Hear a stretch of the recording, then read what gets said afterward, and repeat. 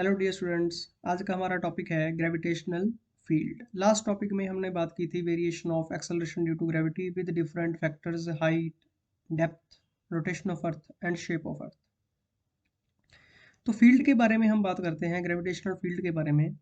तो उसके लिए हम सपोज कर रहे हैं earth to be perfect sphere of mass m, radius r, o is centre of earth, और उसके नज़दीक हमने एक बॉडी प्लेस की है ऑफ मास स्मॉल m।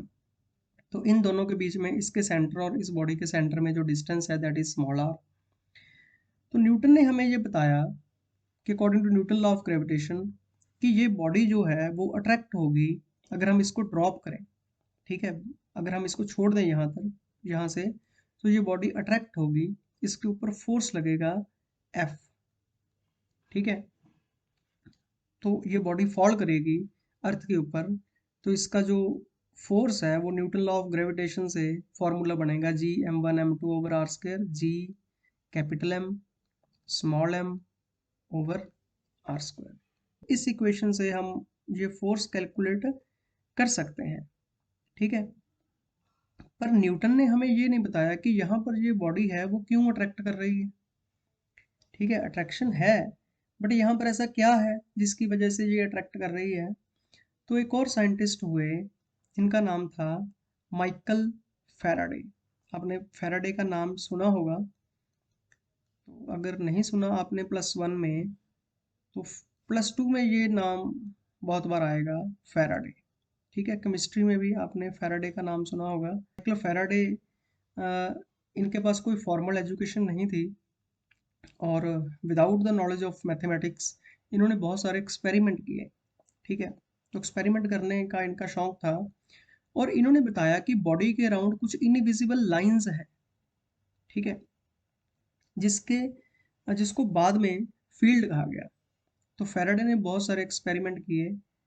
तो ये बात तो न्यूटन को भी पता थी कि ग्रेविटेशनल फोर्स के बिना भी कुछ और फोर्सेस हैं जो इस इक्वेशन से एक्सप्रेस नहीं किए जा सकते। तो ये सभी तरह के फोर्सेस के लिए ये इक्वेशन एप्लीकेबल नहीं है, सिर्फ ग्रेविटेशनल फोर्स के लिए ये इक्वेशन एप्लीकेबल है। तो फैराडे ने बहुत सारे एक्सपेरिमेंट किए चार्जेस के ऊपर। +2 में हम इलेक्ट्रिक फील्ड की बात करेंगे, उसको भी लाइंस में रिप्रेजेंट करेंगे। तो फैराडे ने फील्ड लाइंस की बात की।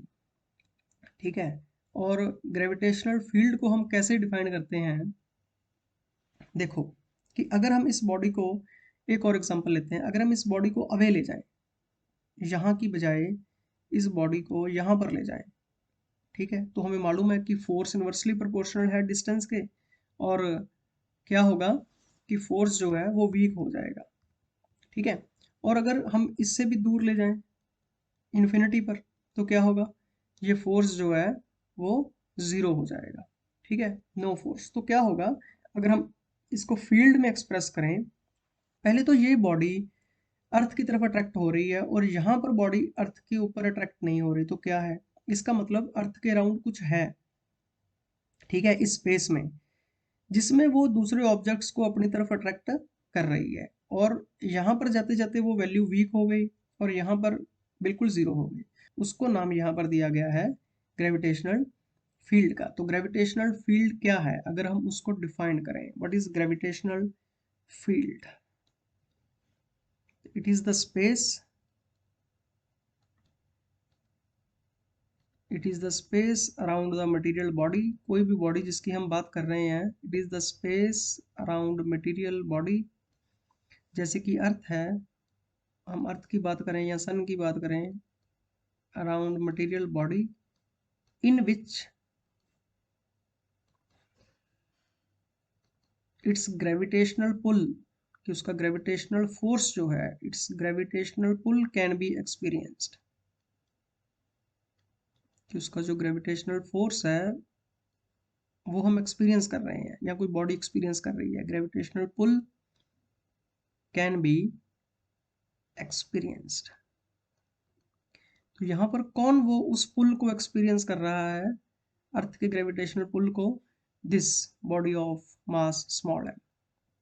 ठीक है, तो फील्ड अब यहाँ पर स्ट्रांग है, यहाँ पर जाते जाते वीक हो गया, यहाँ पर और वीक हो गया।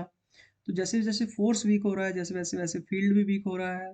एक्चुअली फील्ड की वजह से फोर्स एक्ट कर रहा है, फील्ड है तो फोर्स है, ठीक है ना। हमने जो बात की, पहले न्यूटन ने फोर्स की बात की और बाद में फैराडे ने फील्ड की बात की। एक्चुअली उसके अराउंड कुछ है, ठीक है ना, उस स्पेस में, इट इज द स्पेस जिसमें कुछ है, तो जिसमें उसका ग्रेविटेशनल पुल हम एक्सपीरियंस कर सकते हैं, ठीक है। तो ये फील्ड कितना स्ट्रांग है कितना वीक है, इसके लिए हमने एक और फैक्टर यहाँ पर डिफाइन कर रहे हैं, इंटेंसिटी ऑफ ग्रेविटेशनल फील्ड, कि वो फील्ड कितना स्ट्रांग है। तो इसको हम कैसे डिफाइन कर रहे हैं, तो जितना फोर्स लग रहा है, it is force experienced bye the body, it is force experienced, जितना स्मॉल मास पर फोर्स लग रहा है, force experienced per unit mass by the body, जो फोर्स को एक्सपीरियंस कर रही है, और पर यूनिट मास, ठीक है, पर यूनिट मास। जैसे हम ऊपर वाले एग्जांपल में फोर्स कितना लग रहा है, दैट इज एफ, और पर यूनिट मास किस बॉडी पर लग रहा है, स्मॉल एम पर। तो इंटेंसिटी को हम आई से डिफाइन करते हैं, it is I, capital I, it is force experienced per unit mass, ठीक है।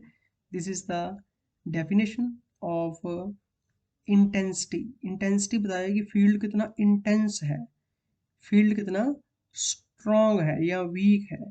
तो अगर इसमें हम f की वैल्यू पुट कर दें यूजिंग इक्वेशन नंबर 1, तो क्या होगा, यूजिंग इक्वेशन 1,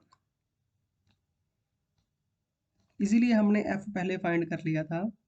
तो i किसके इक्वल हो जाएगा, f की वैल्यू है G M M over R square, और इसको हम m से डिवाइड कर रहे हैं, और m और m कैंसिल हो गया। तो i की वैल्यू कितनी आ गई, i की वैल्यू आ जाएगी G capital M divided by R square. तो ये फॉर्मूला हो गया इंटेंसिटी का। तो जैसे देखो फोर्स इनवर्सली वेरी कर रहा है आर स्क्वायर से, force is varying inversely with r square, same way intensity is varying inversely with the r square, ठीक है। तो इंटेंसिटी किसके ऊपर डिपेंड कर रही है, जिस बॉडी की हम बात कर रहे हैं, कैपिटल एम, अर्थ की बात कर रहे हैं, और जितने डिस्टेंस पर हम बात कर रहे हैं, ये मास जो एक्सपीरियंस कर रहा है, ये सिर्फ एक टेस्ट मास है, जो यहाँ पर उसके फोर्स को एक्सपीरियंस करने के लिए प्लेस किया गया है। अगर कोई और प्लेस करेंगे तो वो भी फोर्स एक्सपीरियंस करेगा, ठीक है। पर उसके यूनिट मास के लिए कितना फोर्स लगता है, that is field, intensity of field, it is a vector quantity, ठीक है। अगर हम इसको डिफाइन करें वेक्टर फॉर्म में, तो क्या होगा, it is a vector quantity. तो वेक्टर में हम इसको कैसे डिफाइन करते हैं, देखो कि अगर हम ये डायरेक्शन लें आर कैप की, this is the direction of R cap, ठीक है। देखो this is the direction of R cap, जो हम डिस्टेंस ले रहे हैं, और ये फोर्स की डायरेक्शन है। अगर हम वेक्टर फॉर्म में करें तो this is the direction of force, and this is also the direction of intensity, क्योंकि फोर्स को हम डिफाइन कर रहे हैं, और फोर्स भी इस बॉडी के ऊपर इस तरफ है, ये बॉडी अट्रैक्ट हो रही है। और हम आई को वेक्टर फॉर्म में करें तो आई इज इक्वल टू क्या होगा, तो I is equal to F vector over M vector, sorry F vector over M, M is not vector, और ये किसके इक्वल हो जाएगा, G M over R square, ये तो सेम आएगा, और उसके साथ एक आर कैप आ जाएगा जो उसकी डायरेक्शन बताएगा। लेकिन आर कैप की डायरेक्शन टूवर्ड्स राइट है, और आई वेक्टर की डायरेक्शन टूवर्ड्स लेफ्ट है, तो इसके साथ हम माइनस साइन लगाएंगे। अगर वेक्टर फॉर्म में हमने डिफाइन करना है तो इसके साथ एक नेगेटिव साइन आ जाएगा, ये बहुत ध्यान से आपने समझना है। तो नेगेटिव साइन क्यों है, क्योंकि आर कैप और आई की डायरेक्शन जो है वो अपोजिट है।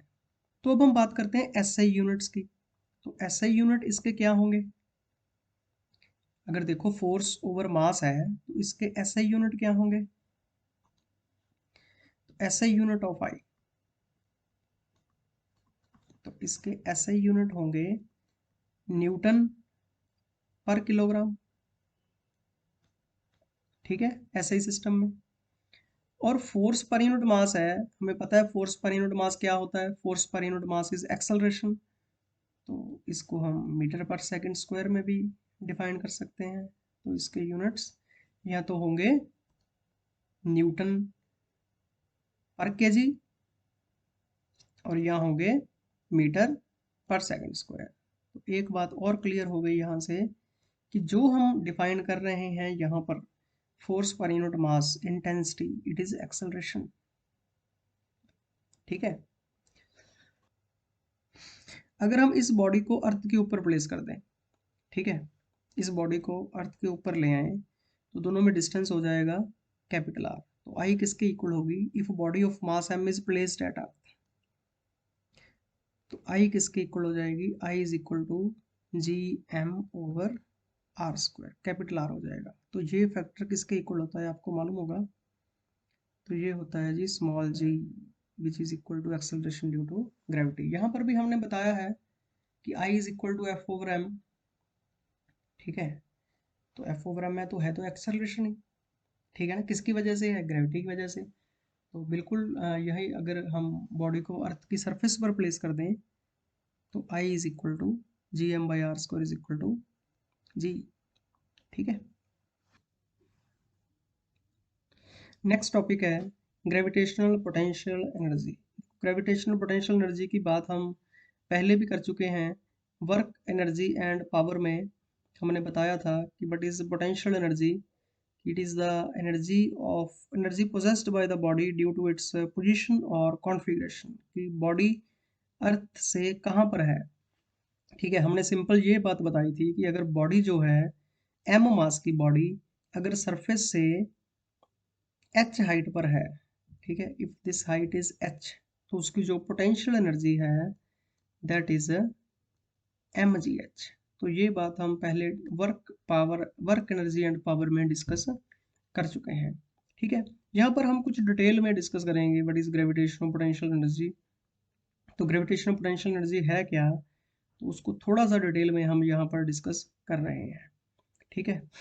तो देखो कि अगर हम अज्यूम कर रहे हैं कि एक बॉडी अर्थ से पहले इनफाइनाइट डिस्टेंस पर है, कि बॉडी इज एट इन्फिनिटी, ठीक है, तो उसके ऊपर जो ग्रेविटेशनल फोर्स होगा वो जीरो होगा, ठीक है। तो जैसे जैसे उसको नज़दीक लेके आएंगे, सपोज करो कि उसको हमने प्लेस कर दिया कहाँ पर, उसको हमने प्लेस कर दिया यहाँ पर, ठीक है। तो इस बॉडी को हमने यहाँ पर लाकर इन्फिनिटी से प्लेस कर दिया। बॉडी पहले इन्फिनिटी पर थी, अब हम कहाँ पर ले आए, हम लेकर आए हैं आर डिस्टेंस पर, जो कि अर्थ से इस बॉडी के सेंटर तक का डिस्टेंस कितना है, आर है, ठीक है। तो हम ग्रेविटेशनल पोटेंशियल एनर्जी को डिफाइन कर रहे हैं कि amount of work done in taking this body from infinity to that point, जिस पॉइंट पर हम बात कर रहे हैं, सपोज करो ये पॉइंट पी है, ठीक है, this point is P, this mass is, earth का मास जो है दैट इज कैपिटल एम, और ये मास जो है M, this point is P, कि हमने पी पॉइंट पर उसको प्लेस कर दिया। तो ग्रेविटेशनल पोटेंशियल एनर्जी को हम कैसे डिफाइन कर रहे हैं यहाँ पर, तो आपको ये समझ में आना चाहिए कि it is amount of work done in bringing, उसको लाने में कितना वर्क किया गया, क्योंकि वर्क ही स्टोर होता है ना हमेशा पोटेंशियल एनर्जी में। It is the amount of work done in bringing the body from infinity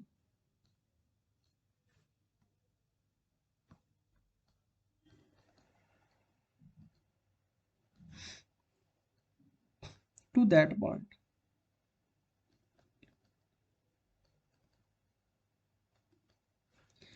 without acceleration. और यहाँ पर हम एक और वर्ड इंसर्ट कर सकते हैं, without acceleration,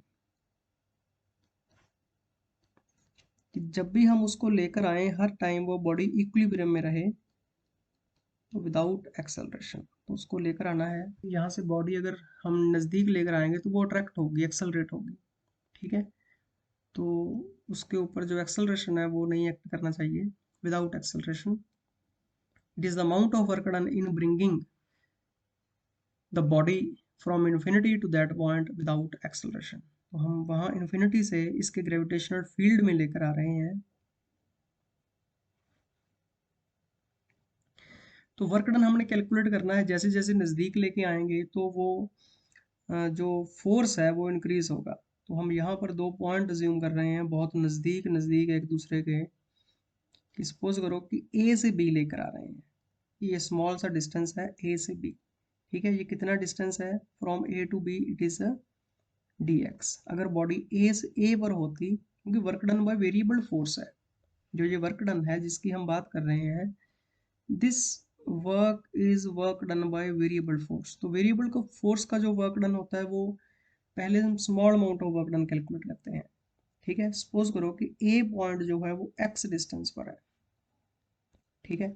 it is at distance X from the centre of earth. A point पर फोर्स कितना एक्ट करेगा, force on the body of mass M at point A. तो force on body at point ए,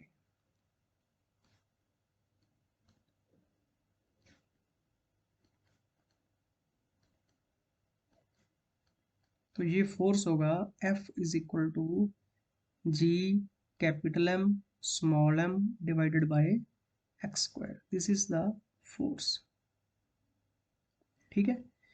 और ए to B move करने के लिए कितना work done calculate करेंगे, small amount of work done, क्योंकि हम इतने डिस्टेंस में फोर्स का कांस्टेंट अज्यूम कर रहे हैं। Small amount of work done, जैसे हमने वर्क एनर्जी एंड पावर में किया था, from A to B.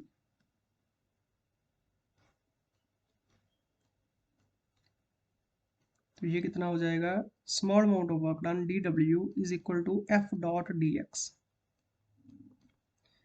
F dot D X. तो ये हो जाएगा F D X cos zero, क्योंकि फोर्स भी इसी तरफ एक्ट कर रहा है, फोर्स की डायरेक्शन भी सेम है। तो ये हो जाएगा एफ इंटू डी एक्स। और फोर्स की हम वैल्यू पुट करें यूजिंग इक्वेशन 1, फोर्स हो जाएगा G M M divided by X square into D X. This is the small amount of work done. लेकिन हमने ए टू बी का work done नहीं कैलकुलेट करना, हमने कैलकुलेट करना है फ्रॉम इन्फिनिटी टू पी, ठीक है। तो इंटीग्रेट कर देते हैं इसको, work done in moving the body from infinity to P. Infinity to P मतलब डिस्टेंस आर तक, दिस इज डिस्टेंस आर। तो इंटीग्रेट बोथ साइड्स, इसको इंटीग्रेट करेंगे to get this, integrate both sides. तो इंटीग्रेट करके क्या आएगा, डी डब्ल्यू की जगह हो जाएगा W, total work done. Integrate कर रहे हैं G M M over X square, इसको इंटीग्रेट करेंगे फ्रॉम कहाँ से कहाँ तक, from infinity to R distance, ठीक है। Let us solve this.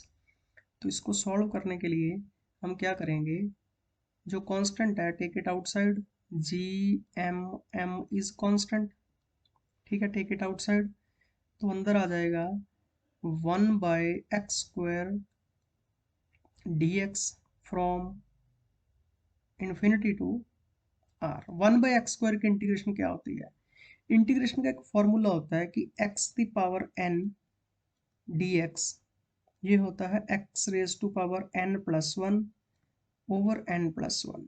This is the basic formula of integration, जो हम बहुत बार यूज करेंगे प्लस वन में और प्लस टू में।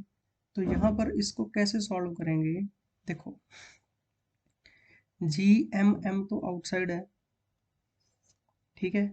जो X raise to power two है नीचे, वो X raise to power minus two हो जाएगी डी एक्स।